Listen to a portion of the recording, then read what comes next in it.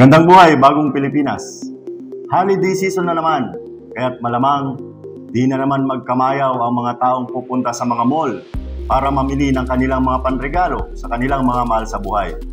At dahil iba ay ayaw magkipagsiksikan sa mga matataong mall o pamilihan, ay minabuti na lang ng iba na mag-shopping online. Kaya naman, ang mga kawatan ay gumagawa ng modus para makapagnakaw sa ganitong pagkakataon. Paano ba nating maiwasang mabiktima ng mga kawatan sa mga online shopping? Narito at ating alamin para sa ating episode sa EPD Kaalamang Pamamarisan. Dapat ang inyong mga smartphones na ginagamit ay up-to-date ang software.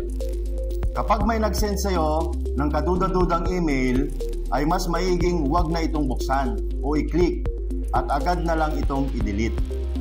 Huwag basta kumonekta sa mga public wifi at magbigay ng personal o pang-pinansyal na impormasyon. Siguraduhin liiti mo ang site na iyong binubuksan.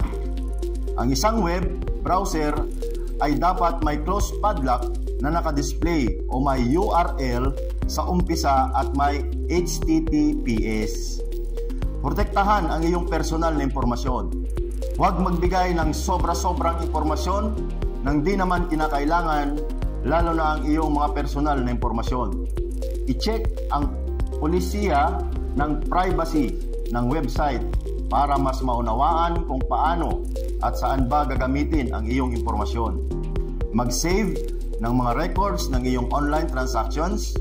Basahin maigi ang statement ng iyong mga credit card accounts at i-report agad ang mga mapapansing kakaiba o kahina-hinala. Kung maging biktima, ay agad itong i-report sa PNP Anti-Cybercrime Unit. Yan ang mga dapat ninyong malaman at tandaan dahil laging ligtas ang may alam. Ako po, ang inyong EPD Kaalaman Correspondent, Police Major Leomar U. Vicente. Sa bagong Pilipinas, ang gusto ng pulis, ligtas ka.